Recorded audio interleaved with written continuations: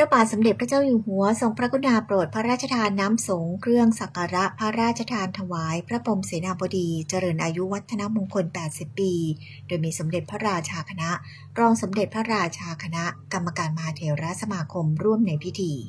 16 กันยายน 2568 ที่วัดปทุมคงคาราชวรวิหารเขตสัมพันธวงศ์กรุงเทพมหานครด้วยวาระที่พระเดชพระคุณพระพรหมเสนาบดีที่ปรึกษามหาเถรสมาคมเจ้าวาดวัดปทุมคงคาราชวรวิหารเจริญอายุวัฒนมงคลครบ 80 ปีคณะสงฆ์ทั่วสังฆมณฑลศิษยานุศิษย์พุทธศาสนิกชนทั่วสารทิศร่วมมุทิตาสักการะอย่างหนึ่งแน่นการนี้พระบาทสมเด็จพระเจ้าอยู่หัวทรงพระกรุณาโปรดเกล้าโปรดกระหม่อมให้พลโทประณตแสงเทียนรองอธิบดีกรมบังคับการสำนักพระราชวังเป็นผู้แทนพระองค์อัญเชิญน้ำสงฆ์และเครื่องสักการะพระราชทานถวายพระเดชพระคุณพระพรหมเสนาบดีโดยมีเจ้าพระคุณสมเด็จพระมหาเถราจารย์กรรมการมหาเถรสมาคมเจ้าคณะใหญ่หนเหนือเจ้าวาดวัดพระเชตุพนวิมลมังคลารามเป็นประธานสงฆ์พร้อมกันนี้กรรมการมหาเถรสมาคมรองสมเด็จพระราชาคณะพระเถระเจริญชัยมงคลคาถาและในเวลา 13:09 นาทีพระเดชพระคุณพระพรหมเสนาบดีประกอบพิธีมงคลในฤกษ์เจริญอายุวัฒนมงคล 80 ปีเททองหล่อพระพุทธชมพูบดีบพิตรพระพุทธรูปปางห้ามสมุดขนาดหน้าตัก 9 นิ้ว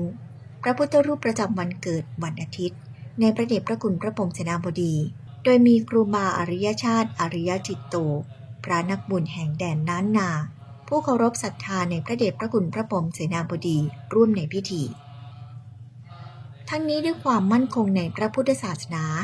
และเป็นพระสงฆ์ที่มุ่งเพียรปฏิบัติแน่วแน่ในพระธรรมวินัยเสียสละต่อการทำงานของคณะสงฆ์พระเดชพระคุณจึงเป็นที่เคารพศรัทธาทั้งจากคณะสงฆ์และพุทธศาสนิกชน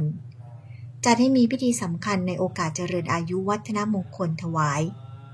ในวันที่ 15 กันยายน 2568 พระภาวนารัตนญาณหรือครูบาอริยชาติอริยจิตโตวัดพระธาตุแสงแก้วโพธิญาณอำเภอแม่สวยจังหวัดเชียงรายและคณะศิษยานุศิษย์ได้เป็นเจ้าภาพจัดพิธีสืบชะตาหลวงถวายพระเดชพระคุณโดยมีพลเอกไพบูลย์คุ้มฉายาองคมนตรีเป็นประธานฝ่ายฆราวาสท่ามกลางศิษยานุศิษย์หลากหลายวงการร่วมในพิธีโดยพิธีสืบชะตาหลวงชาวล้านนามีความเชื่อว่าจะช่วยต่ออายุปัดเป่าสิ่งไม่ดีและเป็นการแสดงออกถึงความกตัญญูกตเวทีขณะเดียวกันว่าด้วยความกตัญญูกตเวทีอันเป็นเครื่องหมายของคนดีที่แสดงออกต่อผู้มีคุณพระเดชพระคุณพระพรหมเสนาบดีได้ยึดมั่นมาโดยเสมอเมื่อถึงอายุวัฒนมงคลจะจัดให้มีพิธีบำเพ็ญกุศลอุทิศถวายอดีตเจ้าวาดโดยมีเจ้าพระคุณสมเด็จพระมหาราชมงคลมุนีเจ้าคณะใหญ่หนกลางวัดไตรมิตรวิทยารามเป็นประธานสงฆ์พร้อมด้วยพิธีเจริญพระพุทธมนต์ธรรมจักรกัปปวัตนสูตรโดยเจ้าพระคุณสมเด็จพระมหาวีระวงศ์กรรมการมหาเถรสมาคมวัดราชบพิตรสถิตมหาศรีมารามเป็นประธานสงฆ์พระเถระร่วมพิธีอย่างพร้อมเพรียงนอกจากนี้เวลา 19 นาฬิกาในพิธีเจริญพระพุทธมนต์นพเคราะห์ตามกำลังวันยังมีพระเดชพระคุณพระพรหมสิทธิ์กรรมการมหาเถรสมาคมเจ้าวาดวัดสะเกษราชวรมหาวิหารพร้อมพระเถระพระธรรมวชิรสุนทรประธานกรรมการบริหารกลางโครงการหมู่บ้านรักษาศีล 5คณะสงฆ์ศิษยานุศิษย์มากมายร่วมในพิธีพระเดชพระคุณพระพรหมเสนาบดีมีนามเดิมว่าพิมพ์ปุญญรัตนาภรณ์เข้าสู่ร่วมกาสาวพัสเป็นพระภิกษุเมื่อวันอังคารที่ 26 กรกฎาคม พุทธศักราช 2509 ณ วัดนาสารอำเภอบ้านนาสารจังหวัดสุราษฎร์ธานีเดิมพระเดชพระคุณมีภูมิลำเนาณบ้านเลขที่ 106 หมู่ที่ 3 ตำบลโรงเข้อำเภอบ้านแพ้วจังหวัดสมุทรสาครท่านเคยปรารภว่าเกิดศรัทธาในพุทธศาสนาจนหันหลังให้ชีวิตเช่นคฤหัสถ์บอกลาบิดามารดาและคนที่เคยชอบพอขออุทิศตนให้แก่พระพุทธศาสนานับจากนั้นเป็นต้นมา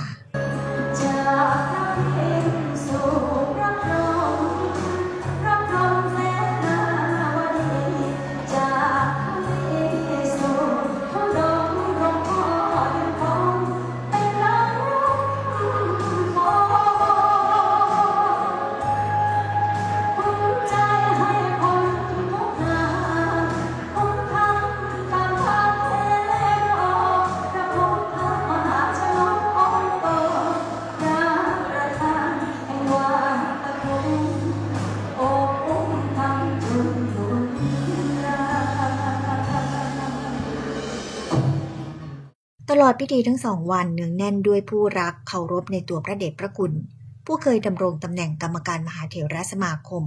เจ้าคณะภาค 7และเสาหลักของผู้สานต่อโครงการหมู่บ้านรักษาศีล 5ดำริในเจ้าประคุณสมเด็จพระมหาราชมังคลาจารย์วัดปากน้ำภาษีเจริญ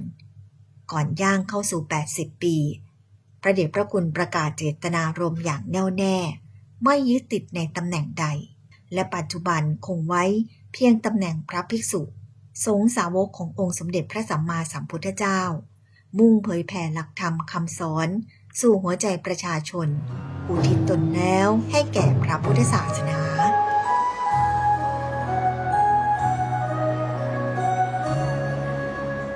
ไม่พลาดข่าวสารงานคณะสงฆ์กดติดตามและร่วมเป็นหนึ่งเสียงแสดงความคิดเห็นเป็นพลังขับเคลื่อนการทำงานให้กับเรา